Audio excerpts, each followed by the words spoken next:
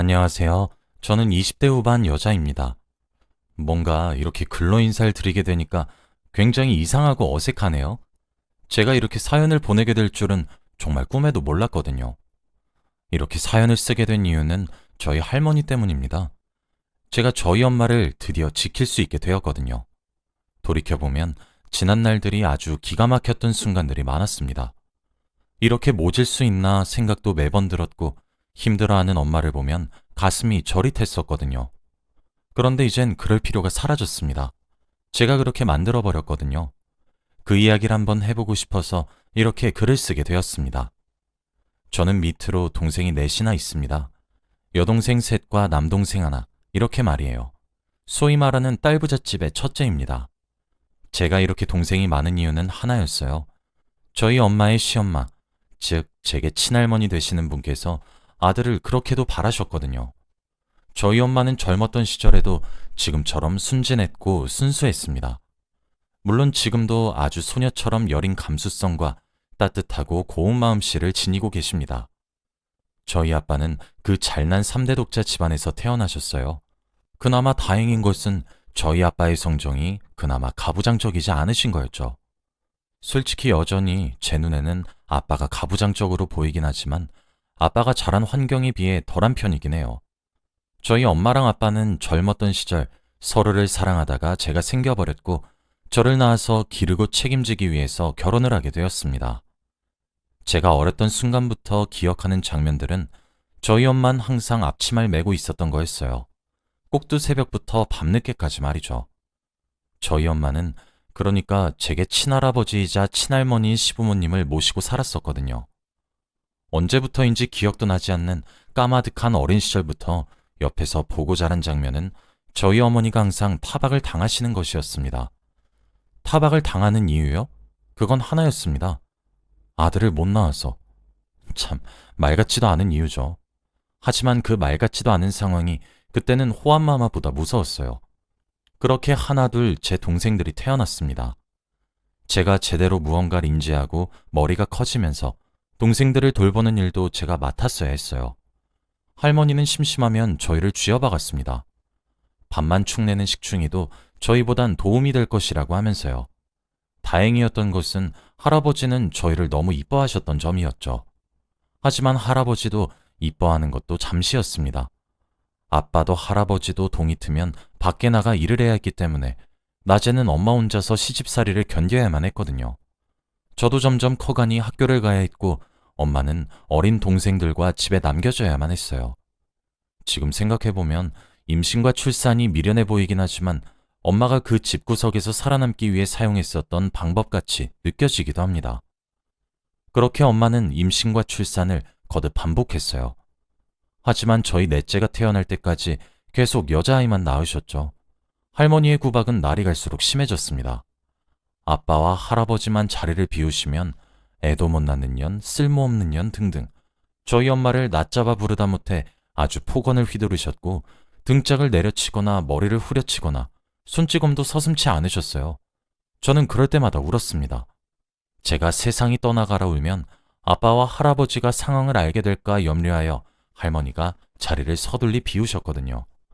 아빠와 할아버지를 붙잡고 제가 매번 할머니가 엄마를 괴롭히고 절 때린다고 일러바친 적이 종종 있었거든요. 그럴 때마다 아빠와 할아버지가 할머니를 엄청 혼내켰고 그러고 나면 하루 내지 이틀은 잠잠하셨었죠. 그래서 그 또한 제가 살아남는 방법이었습니다. 하지만 제가 그렇게 행동할 때마다 저희 엄마는 저를 꼭 끌어안고 미안하다고만 했어요. 엄마가 못나서 미안하다, 엄마가 죄인이다 이러시면서요. 어린 마음에 그게 무슨 말인지 정확히 알 수는 없었지만 그렇게 말하는 엄마가 싫었어요.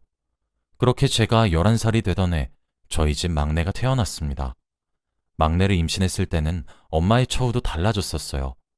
그동안 제 동생들을 임신했을 때에는 임신 막달까지 멀쩡한 세탁기를 내버려두고 이불 빨래를 시켰고 찬물로 설거지도 못하게 하셨었거든요.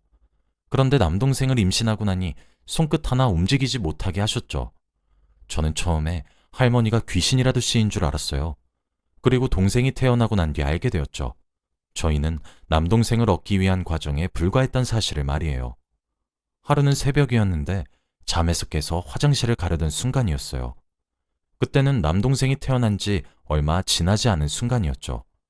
그런데 집안 구석에서 흐느끼는 듯한 소리가 들리더라고요. 처음엔 귀신인 줄 알고 너무 놀랐고 무서웠고 두려웠어요. 그런데 잘 들어보니 저희 엄마 소리인 것 같더라고요. 살금살금 가까이 다가가니까 엄마가 제 막내 동생을 껴안고 울고 계셨어요. 네 덕에 살았다. 내가 네 덕에 살았어. 하시면서 울음을 끄끄 삼키시면서요. 그리고 실제로 엄마가 남동생을 낳고 난 이후부터는 시집살이가 많이 줄어들었어요. 그때 어렸던 제가 느낄 정도였으니 말 다 했죠. 어렸던 순간에도 저는 한순간에 깨달았어요. 엄마가 드디어 숨통이 트였단 사실을요. 그리고 다짐했어요. 내가 동생들을 통솔해서 엄마를 지켜야 되겠다고 말이에요. 그래서 그런지 할머니는 저를 유달리 싫어했습니다. 그리고 엄마가 낳은 제 막내 동생에게 엄마는 젖을 물릴 때 말고는 손도 대지 못하게 하셨어요. 할머니 혼자서 물고 빨고 엄마는 그런데도 만족스러워 하셨었죠. 하지만 저와 제 동생들이 점점 쑥쑥 자라면서 할머니의 차별은 무척이나 심해졌습니다. 그리고 남동생도 아나무인으로 자라기 시작했죠. 아빠와 할아버지조차도 할머니를 타박했지만 들은 채도 하지 않으셨어요. 그저 우리 장손, 우리 똥강아지. 억울했던 적도 있었어요. 저는 한 번도 받아보지 못한 할머니의 따뜻한 손길, 말 한마디를 걔는 남자로 태어났다는 이유로 받으니까요.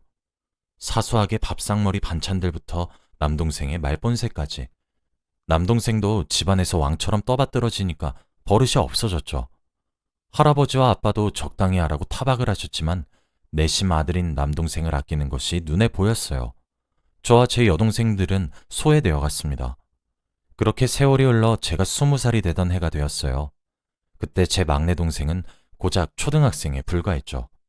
그땐 명절이었어요. 그날은 아침부터 엄마 몸이 안 좋았어요. 아니, 며칠 전부터요. 잠도 제대로 자지 못했고 소화도 못 시켰고 생전 힘들다 아프다 소리 한번 하지 않던 엄마였는데 저를 붙잡고 오늘 엄마가 왜 이렇게 힘이 들지? 하시더라고요. 그런 엄마를 붙잡고 할머니는 야, 좀 빨리 붙여라. 우리 장손 새우튀김 먹고 싶으시단다. 하셨죠. 저는 엄마에게 제가 할 테니까 들어가서 쉬라고 얘기했어요. 그런 저희를 보고 할머니는 눈을 흘기며 아이고 아주 효녀납셨다 납셨어 하며 비꼬았죠. 근데 그런 말들이 20여 년 동안 들었으면 익숙해질 만한데도 그날따라 가슴에 탁탁 박히더라고요.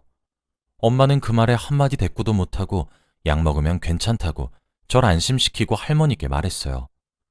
죄송해요 어머님 이라고요. 지금 생각해보면 그 순간부터 저는 점점 이성을 잃었던 것 같아요. 그러던 순간 엄마가 휘청이는 듯 하더니 털썩하며 쓰러졌습니다. 그때는 아빠도 할아버지도 산소에 가셨던 터라 집에 저희 여자들 뿐이었어요. 그런데 제가 너무 화가 났던 것은 무엇인지 아세요? 할머니가 쓰러진 엄마를 보고 그러더라고요. 참 일을 하는 티를 낸다네. 아휴 너 뭐하니 안 일어나고 라고요. 그 얼굴이 사람인지 사람 탈을 쓴 악마인지 분간이 안 되더라고요. 남동생도 지엄마가 쓰러졌으면 울고불고 매달려야 되는 것 아닌가요? 그저 지엄마를 돌같이 쳐다보며 멀뚱멀뚱 서 있는데 그동안 남동생이 싸가지가 아무리 없어졌어도 친부모에게 저럴까 싶었는데 그제서야 제 눈 위에 씌어있던 것이 사라지는 듯 하더군요. 혼비백산된 여동생들과 쓰러진 엄마를 챙길 사람은 저뿐이었어요. 119에 전화를 했고 급히 응급차를 타고 응급실로 향했죠. 극심한 스트레스로 잠시 혼절한 것이라는 의사 선생님의 말을 듣는데 터질 게 터졌다 싶었어요. 그렇게 사람을 정신적으로 괴롭히고 옥죄어오는데 지금까지 버틴 엄마가 용하다 싶더군요. 절 따라온 둘째와 셋째 여동생에게 엄마를 맡겼습니다. 아빠에게 전화를 했고 아빠가 올 때까지 엄마 곁을 지켜라고 했죠.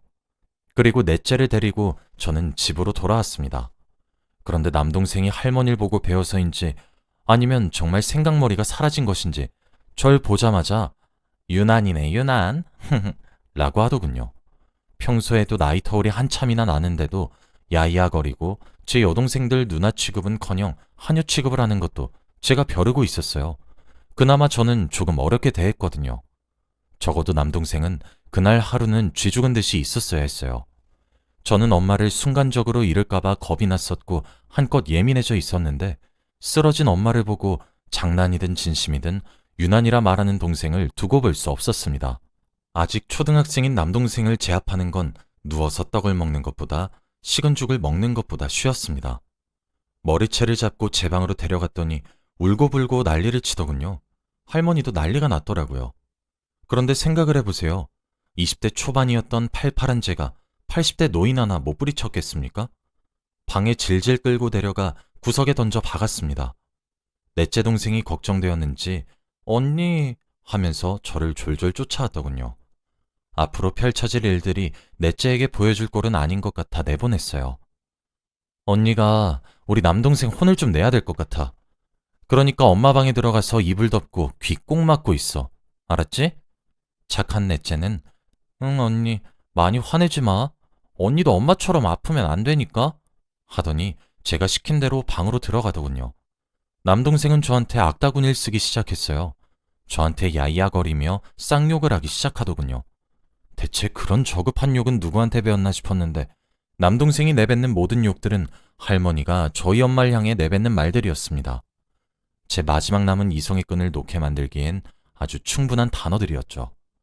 초등학생의 입에 나오기도 힘든 말을 내뱉었고 그런 말을 들을 때마다 제 손엔 힘이 들어갔어요. 그동안 나이 많은 큰 누나여서 누나들 중에서 가장 어려워했던 저였지만 그래도 형제 중에서는 제가 남동생을 가장 많이 보살폈고 챙겨주었으니까요. 끝까지 눈을 똑바로 뜨고 절 노려보는 남동생을 보고 바닥에 널브러진 효자손을 들었어요. 남동생은 그제서야 제가 평소와 다른 상태인 것을 직감했는지 두 눈이 공포로 물들더군요. 너 오늘 잘 걸렸다. 뭐? 유난?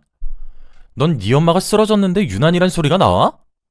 내가 평소에 네 버르장머리 얻어 터지기 전에 고치라고 몇 번 말했어. 그래, 너 오늘 너 죽고 나 살자. 일로 안 와? 그제서야 남동생은 눈물 콧물 다 짜면서 잘못했다고 싹싹 빌더라고요. 제가 정말 화가 났던 이유가 뭔지 아세요? 제가 뭘 잘못했냐고 물으니까 남동생이 제 잘못을 모조리 알고 있었던 거였습니다. 저는 모를 줄 알았어요. 몰라서 그렇게 행동하는 줄 알았어요. 그랬더니 누나들을 우습게 여기고 부렸던 것도 잘못했고 엄마한테 대들고 못되게 군 것도 잘못했고 할머니 등 뒤에 숨어서 저희를 조롱했던 것도 잘못했고 등등 지 입으로 술술 이야기를 하더군요. 그때 방문이 바깥에 있는 누군가에 의해 열렸고 뒤를 돌아보니 아빠와 할아버지가 서 계셨습니다. 남동생과 씩씩거리는 절 보더니 두 분 다 말을 잃으셨어요. 내가 저 조그만 새끼 버릇없이 구는 것도 어려서 그렇겠지, 몰라서 그렇겠지, 오냐오냐 하며 봐줬는데 제가 배 아파 나와준 지 엄마 쓰러지니까 유난이래 유난. 아빠고 할아버지고 나발이고 그냥 사라졌으면 좋겠어. 일 크게 만들기 싫어서 모른 척하고 그냥 넘기는 거 모르는 줄 알아요? 그럴 때마다 우리 엄마 속은 썩어 문드러져만 가는데 아들거려서 아들 하나 낳아줬으면 됐지. 뭘 더 바래? 두 번 다시 이 집 구석 발도 안 들어놓을 거니까 엄마랑 우리 찾지도 마. 아빠랑 할아버지는 적어도 그럴 자격 없어. 저는 넷째를 챙겨나가며 남동생에게도 경고했어요. 한 번만 더 버르장머리 없이 굴어보라고. 그렇게 굴다가 죽는 수가 있다고 말이에요. 겁에 질려 딸꾹질하는 남동생을 보고 저 조그만 놈이 뭐라고 우리가 그렇게 고생했나 싶어서 눈물이 나왔습니다. 넷째와 함께 엄마가 있는 병원에 오니까 엄마가 정신을 차렸더군요. 엄마는 퇴원하고 집으로 돌아가려고 했어요. 저는 그동안 학창시절부터 틈틈이 소량의 돈을 저축해왔고 당장 몇백만 원 정도는 제 수중에 있었습니다. 그 돈으로 모텔을 잡았어요. 집으로 돌아가려는 엄마를 그냥 잡아 끌고 무식하게 모텔로 들어왔어요. 너무 울어서 지친 새 여동생들을 재우고 엄마와 처음으로 맥주를 한잔 했습니다. 엄마한테 솔직하게 말했어요. 남동생을 두드려 팬 일, 아빠랑 할아버지한테 악다구니 쓴 일, 할머니 밀친 일, 전부 다요. 그리고 제가 자라오면서 느꼈던 차별감, 소외감, 박탈감 등등 속 얘기를 처음으로 전부 했던 것 같아요. 엄마는 아무 말 없이 제 말을 묵묵히 들어주셨어요. 조금 놀란 듯 했지만요. 저는 엄마한테 말했어요. 엄마가 집에 아무리 가고 싶어도 이젠 내가 못 가게 막을 거고 내 피를 나눈 여동생들도 그 생지옥에 들어가는 거 두 눈 뜨고 절대 못 지켜본다고 말이에요. 반감만 했던 할아버지도 우리를 지키지 못한 아빠도 전부 다 꼴보기 싫으니까 엄마에게 이혼하라고 화를 냈어요. 사람이 그렇게 한번 진절머리가 나버리기 시작하니까 그 집 구석에 더 이상 발도 들이밀기 싫었죠. 엄만 일단 제가 오늘 너무 흥분했으니 진정 좀 하고 생각하자며 저를 달랬고 그렇게 우리 모녀들은 잠들었죠. 다음 날이 되고 날이 밝자 저희가 묵고 있는 모텔로 아빠와 할아버지가 오셨더군요. 제가 잠든 사이 엄마가 연락을 해놨던 것 같았죠. 꼴도 보기 싫은 아빠와 할아버지였기에 얼굴을 보자마자 문을 쾅 닫으려고 했는데 엄마가 저를 말렸어요. 아빠와 할아버지는 모텔로 들어오셔서 집에 가자고 하시더군요. 저는 동생들과 엄마를 그딴 집구석에 못 데려간다고 버텼어요. 저도 처음 해보는 반항이었는데 이게 배째라는 식으로 한번 나가기 시작하니 막 나가게 되더라고요. 그때 아빠랑 할아버지가 그러더라고요. 미안하다고요. 이제 와서 겨우 사과 한마디로 퉁치는 거냐고 비꼬니까 그래도 미안하다고 하더군요. 제가 그렇게 집을 쑥대밭으로 만들고 나간 뒤 남동생이 고통을 호소해서 병원 응급실에 데려갔답니다. 할머니는 아이고 아이고 하면서 알아눕고요. 그때 아빠랑 할아버지가 처음으로 으름장을 놓으면서 남동생을 겁박했더니 남동생이 그동안 있었던 일을 술술 풀었답니다. 할머니가 뭐라고 엄마를 불렀고 누나들을 불렀으며 평소에 밥을 먹는 것부터 옷을 입고 잠자리에 들기까지 어떤 말을 하고 살았는지 말이에요. 정말 믿기 힘들고 어이가 없게도 아빠와 할아버지는 그 정도 수준인 것을 그제서야 깨달았다고 했어요. 그러더니 저랑 엄마한테 그러더라고요. 미리 얘기하지 그랬냐고요. 정말 어이가 없죠? 지금 우릴 탓하는 거냐고 비꼬니 그제서야 그것도 미안하다 사과하시고 저희 엄마 손을 꼭 잡으시더군요. 할아버지는 그 집을 저희 엄마 명의로 돌려주고 할머니와 둘이서 나가 살겠다고 하셨어요. 그러니 함께 집을 가자고 하시면서요. 아빠도 자기가 변하겠다고, 정말 그동안 그 고생을 한 것을 몰랐었고 이제서야 깨달았다고, 저한테도 엄마한테도 제 여동생들한테도 그런 취급을 받게 해서 미안하다고 눈물을 보이셨습니다. 저는 악어의 눈물처럼밖에 보이지 않아 꿈쩍도 하지 않았는데 저희 엄마는 저와 다르게 마음이 흔들리셨고 엄마까지 달라붙어 저를 설득하기 시작했습니다. 저는 할아버지랑 아빠한테 말했어요. 집에 들어가는 대신 할머니 내보내라고요. 그리고 돌아가시는 그날까지 나랑 내 여동생들이랑 우리 엄마 눈앞에 나타나지 말게 해달라고요. 그 조건 하나 못 들어줄 거라면 변하겠다는 아빠 말도 믿을 수 없다고요. 아빠와 할아버지는 자세하고 구체적인 제 제안에 망설이는 듯 했지만 솔직히 제가 그때가 돼서 할머니를 다시 만나고 지내는 것도 현실적으로 어려운 편인 것은 맞으니 이내 알겠다고 고개를 끄덕였고 그렇게 저희는 집으로 돌아갔습니다. 할머니는 저를 보자마자 경기를 일으키려고 하시긴 했는데 할아버지가 적당히 하라며 소리를 빡 지르니까 조용하게 입을 다무셨죠. 할아버지는 할머니에게 앞으로 우리가 나가 살 것이고 손자와는 왕래를 할 수는 있겠지만 저희는 보지 못할 것이며 이 집 명의도 며느리에게 넘기겠다 얘기를 했고 할머니는 당연하게도 받아들이지 못했습니다. 그 상황에도 저희 엄마한테 쥐뿔도 없는 년한테 뭘 준다고? 하시더군요. 아빠가 그때 할머니한테 엄마도 좀 적당히 하라고 소리를 빽 지르더군요. 효자하며 떠받들던 하나뿐인 아들내미가 자기한테 소리치니 어지간히 충격이셨던 건지 입을 떡 벌리시는데 어찌나 고소했는지 모르겠습니다. 매정할 수도 있고 아직 어렸던 저의 고집이자 아집일 수도 있지만 저는 당장 나가주길 바랬고 할아버지에게 할머니랑 빨리 나가라고 등을 떠밀었어요. 제가 그렇게 말을 하니 여동생들도 하나같이 입을 모아 그러더군요. 할아버지는 상처를 받은 듯 했어요. 그러나 이내 할머니에게 그러더라고요. 오죽하면 아직 어린아이들이 입을 모아 당신을 내쫓겠냐고요. 그렇게 그날 할아버지가 할머니를 데리고 급하게 집을 나갔습니다. 집을 구할 때까지는 숙박업소에서나 계시겠거니 했죠. 그리고 저희는 처음으로 온 가족이 거실로 둘러앉았고 저도 혼이 났습니다. 아무리 화가 나도 폭력은 나쁘다 뭐다 뭐 그런 뻔한 소리였죠. 남동생도 엄청 혼이 났어요. 이제 자신을 지켜줄 방패막인 할머니도 없으니까요. 할머니 존재 하나 사라졌다고 초라해진 막내를 보고 있으니 제가 참 뭘 했나 싶더군요. 그리고 그날을 기점으로 저희 집의 분위기는 참 많이 바뀌었습니다. 남동생은 그렇게 얻어맞고 난 뒤 빠르게 싸가지를 되찾았고 저희를 누나라고 꼬박꼬박 칭하기 시작했으며 왕처럼 굴지 않았어요. 엄마도 스트레스로 위를 다 버리다시피 하셨었는데 건강을 많이 회복하셨고 집에서 쉬고 놀기도 하시며 저희와 놀러도 다니고 쇼핑도 다니면서 많이 밝아지셨습니다. 얼굴빛이 화사해졌죠. 아빠는 그 이후 더 이상 가족 간의 불화를 외면하시지 않으려고 많이 노력하시는 것 같아요. 대화를 많이 하려고 하시기도 하고 더 알아가려고 하시기도 하거든요. 할아버지는 한 번씩 저희 집에 놀러와서 저희 얼굴을 보고 가시곤 하지만 할머니는 5년이 지난 지금도 얼굴 한번 마주치지 않습니다. 아빠랑 남동생은 할머니를 따로 찾아뵙는 것 같지만 암묵적으로 저희 가족 사이에서 할머니에 대한 언급은 그 누구도 하지 않고 있어요. 사실 지금도 제가 너무 폭력적이고 극단적인 방법을 사용한 것은 아닌가 하는 생각은 많이 듭니다.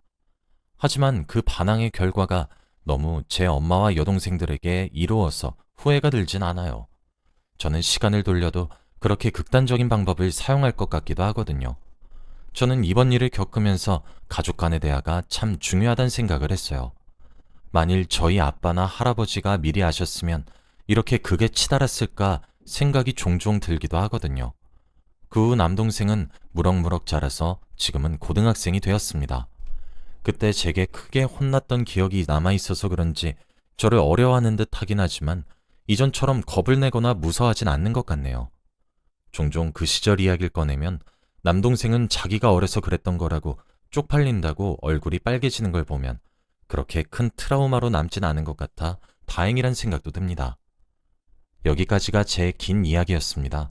지루했을지도 모를 제 이야기를 들어주셔서 무척이나 감사하고 여러분들 가정은 항상 평화롭길 바랄게요.